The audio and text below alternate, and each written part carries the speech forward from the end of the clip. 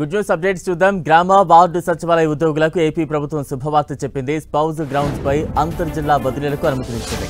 బదిలీకి అర్హతలు, మార్గదర్శకాలతో జీవో విడుదల చేసింది. బదిలీ ప్రక్రియ పారదర్శకంగా చేపట్టాలని ఆదేశాలు జారీ చేసింది. బదిలీ దరఖాస్తును ఆన్లైన్ ద్వారా సమర్పించాలని ఉద్యోగులను కోరింది. ఉద్యోగి వినతి, అర్హత మేరకు బదిలీలు చేయాలని స్పష్టం చేసింది. నవంబర్ నెలాఖరుకల్లా ఈ ప్రక్రియ పూర్తి కావాలని, బదిలీల షెడ్యూల్ను సిద్ధం చేయాలని GSWS డైరెక్టర్ను కోరింది. ఈ మేరకు ప్రభుత్వ కార్యదర్శి కాటమనేని భాస్కర్ ఉత్తర్వులు జారీ చేశారు.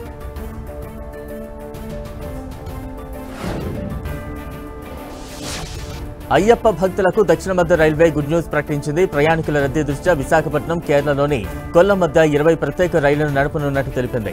నేటి నుంచి జనవరి 21 వరకు ఈ రైళ్లు అందుబాటులో ఉంటాయని తెలిపింది. నేటి నుంచి ప్రతి మంగళవారం విశాఖ, కొల్లం, ప్రతి బుధవారం కొల్లం, విశాఖపట్నం రైళ్లు రాజమండ్రి, విజయవాడ, నెల్లూరు, రేణిగుంట మీదుగా నడుస్తాయి. 2 AC, 3 2 AC, third AC sleeper బోగీలతో ఈ ప్రత్యేక రైళ్లను నడపనున్నట్లు దక్షిణ మధ్య రైల్వే పేర్కొంది.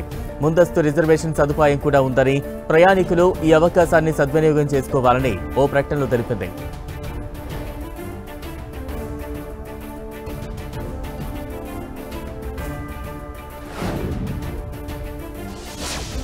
అంగన్వాడీ విద్యార్థుల కోసం ప్రభుత్వం మరో కీలక నిర్ణయం తీసుకుంది.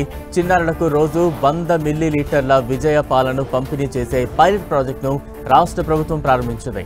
ములుగు జిల్లాలో మంత్రి సీతక్క ఈ కార్యక్రమాన్ని లాంఛనంగా ప్రారంభించారు. రాష్ట్రంలోని పోషకాహార లోపాన్ని అధిగమించేందుకు ప్రభుత్వం ఈ నిర్ణయం తీసుకుంది. తెలంగాణ రాష్ట్రాన్ని పోషకాహార లోపరహిత రాష్ట్రంగా మార్చడానికి ప్రభుత్వం కృతనిశ్చయంతో ఉందన్నారు మంత్రి సీతక్క.